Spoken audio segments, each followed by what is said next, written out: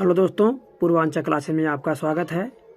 आज हम लोग शुरुआत करते हैं मैथ की श्रृंखला। इस श्रृंखला में हम लोग शुरू से अर्थात जीरो से शुरू करके सभी प्रकार के चैप्टरों को धीरे धीरे क्रम से पढ़ेंगे।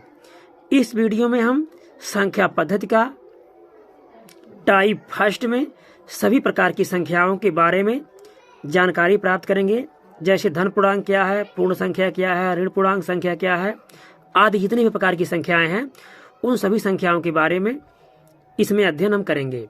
तो सबसे पहले देखेंगे धन पूर्णांक संख्या क्या है। तो धन पूर्णांक अर्थात वे संख्याएं जो माइनस में न हो धन पूर्णांक कहलाती हैं। और इनकी शुरुआत होती है 1 से, 1, 2, 3, 4, 5 से लेकर के अनंत तक ये धन पूर्णांक संख्याएं कहलाती हैं।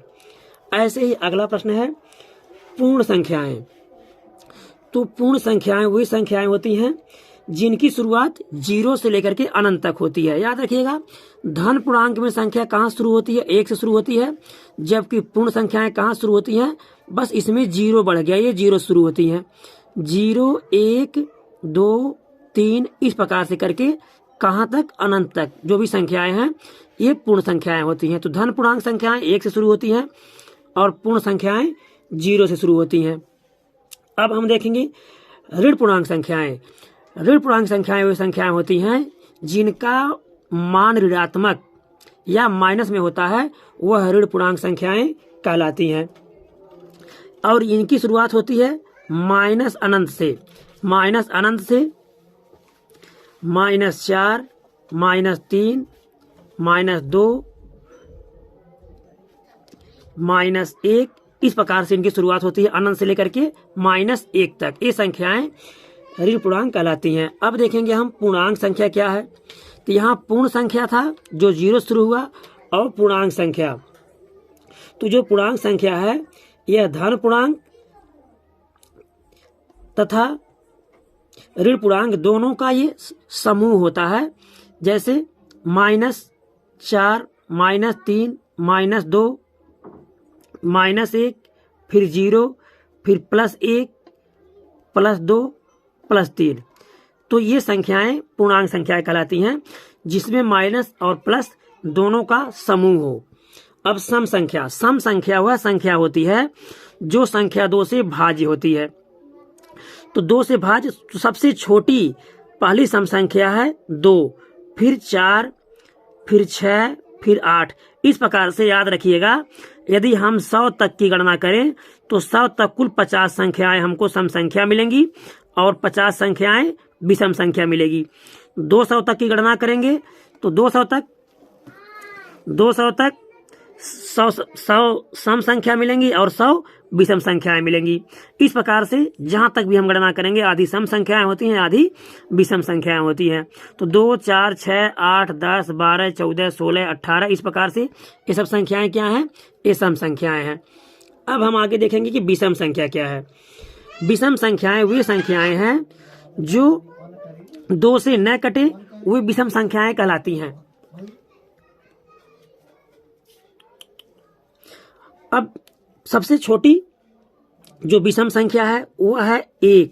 1 के बाद 3, 5, 7, 9, 11, 13, 15 इस प्रकार से हम गणना करते चले जाएंगे तो 100 तक में हमको 99वीं संख्या जो है वो क्या मिलेगी? विषम संख्या। इस प्रकार से 1 से लेकर के 100 तक 50 सम संख्या हो जाती है और 50 विषम संख्या हो जाती है। अब देखेंगे भाज्य संख्याएं क्या हैं या भाज्य संख्या क्या है। तो भाज्य संख्या वो है जो 1 के अलावा अन्य संख्याओं से भी विभाजित होंगी, वो क्या कहलाएंगी? भाज्य संख्याएं कहलाएंगी। जैसे इसमें हो जाएगा 4, 6, 9, 8 भी हो जाएगा, 10, 12, 15 ये संख्याएं क्या हैं? भाज्य संख्याएं हैं जो 1 के अलावा अन्य संख्याओं से भी कटेंगी, वो संख्याएं भाज्य संख्याएं कहलाएंगी। अब आगे अगला प्रश्न है अभाज्य संख्या। तो अभाज्य संख्या क्या है? अभाज्य संख्याएं वे संख्याएं हैं जो किस एक के अलावा अन्य किसी से न कटे वे अभाज्य संख्याएं कहलाती हैं। सबसे छोटी अभाज्य संख्या 2 है। याद रखिएगा, 2 की 2 विशेषताएं मिल गई हमको। 2 की पहली विशेषता थी कि सबसे छोटी सम संख्या क्या है, 2 है, और सबसे छोटी अभाज्य संख्या भी 2 है। तो 2 के अंदर 2 लक्षण विद्यमान है, सबसे छोटी सम संख्या और सबसे छोटी अभाज्य संख्या। तो अब 2 सबसे छोटी अभाज्य संख्या है।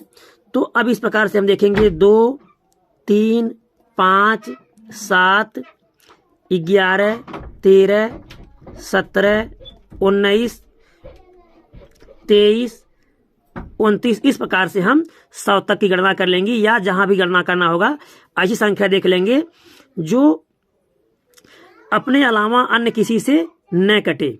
अपने अलावा अन्य किसी से न कटे वो क्या कहलाएगी, अभाज्य संख्या कहलाएगी।